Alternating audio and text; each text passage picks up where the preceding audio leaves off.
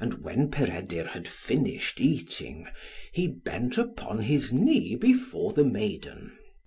"My mother," said he, "told me, wheresoever I saw a fair jewel, to take it." "Do so, my soul," said she.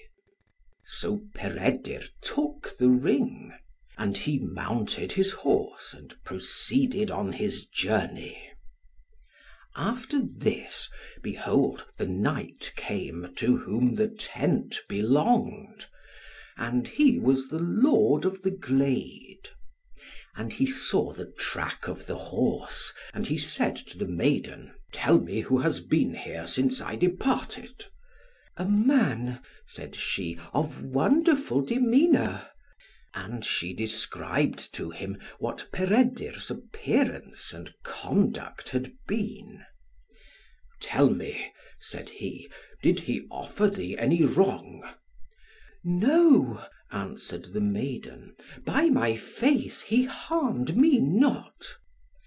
"By my faith I do not believe thee, and until I can meet with him, and revenge the insult he has done me, and wreak my vengeance upon him, thou shalt not remain 2 nights in the same house." And the knight arose, and set forth to seek Peredur. Meanwhile Peredur journeyed on towards Arthur's court. And before he reached it, another knight had been there, who gave a ring of thick gold at the door of the gate, for holding his horse, and went into the hall where Arthur and his household, and Gwenhwyvar and her maidens were assembled. And the page of the chamber was serving Gwenhwyvar with a golden goblet.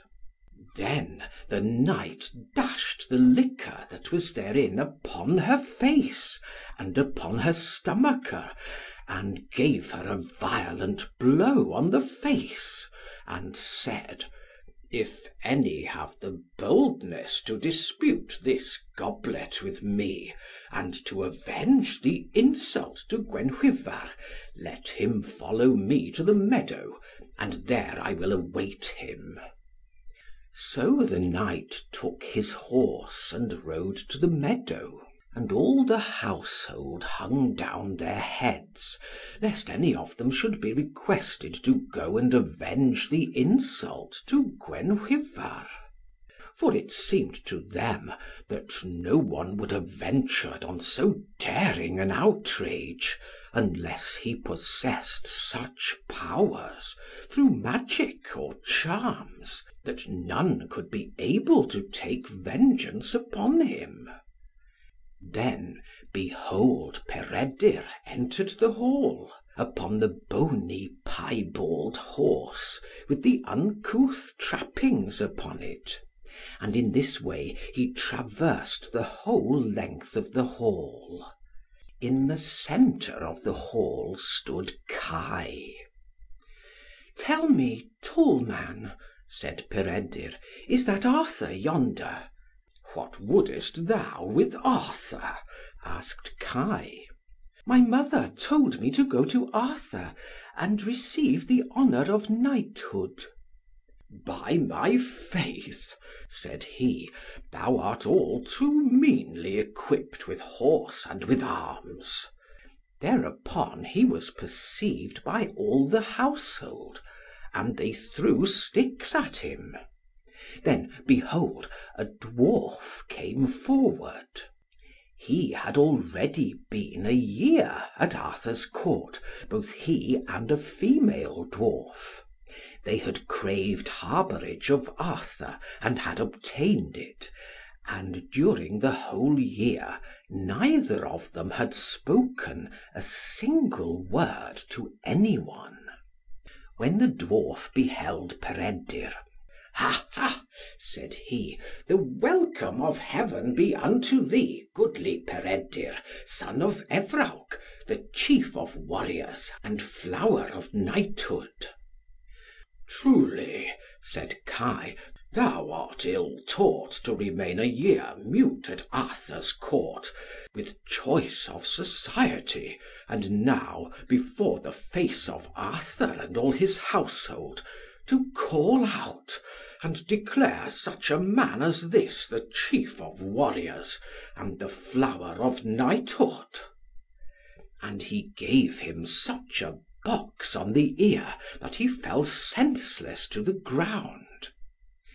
Then exclaimed the female dwarf, Ha, ha, goodly Peredur, son of Evrawc, the welcome of heaven be unto thee, flower of knights, and light of chivalry.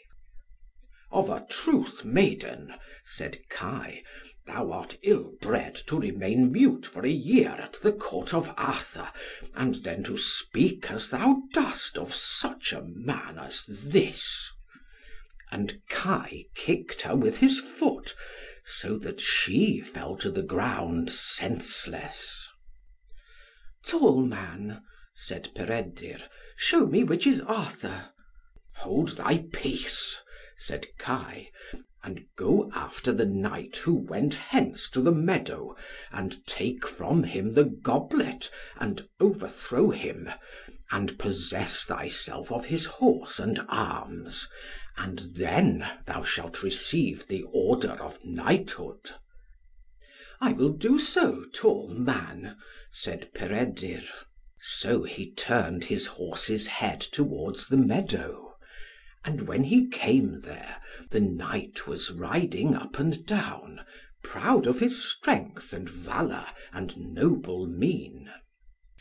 Tell me, said the knight, didst thou see any one coming after me from the court?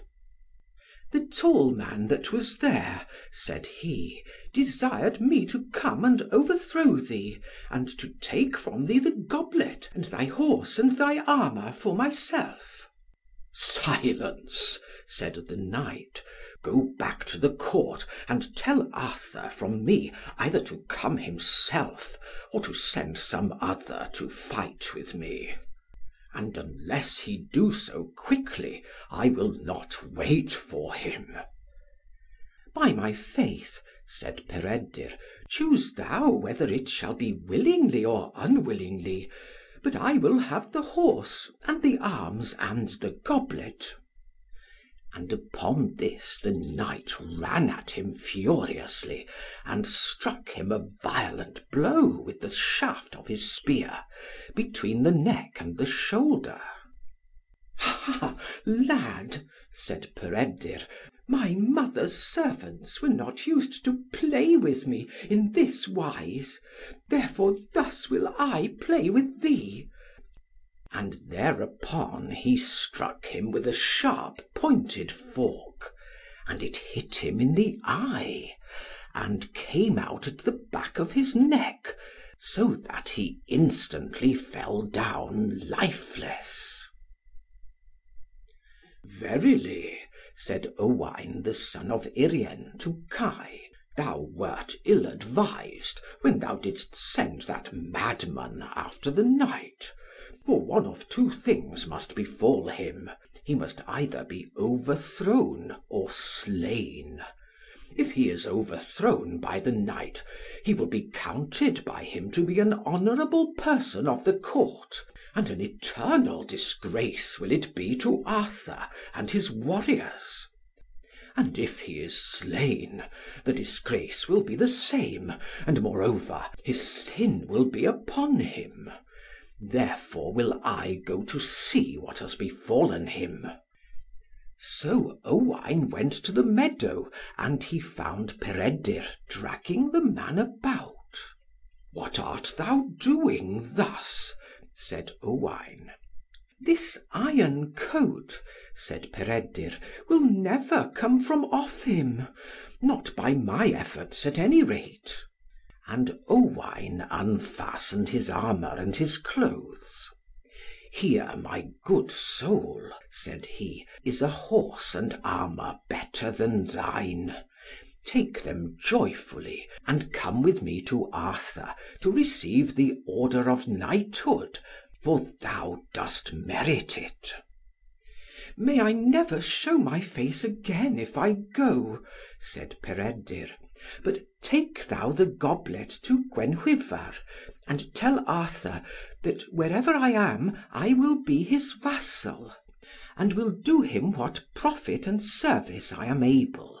And say that I will not come to his Court, until I have encountered the tall man that is there, to avenge the injury he did to the dwarf and dwarfess."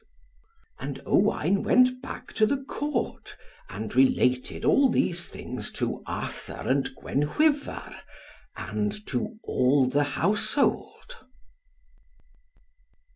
End of Section 5. Recording by Martin Geeson in Haslemere, Surrey.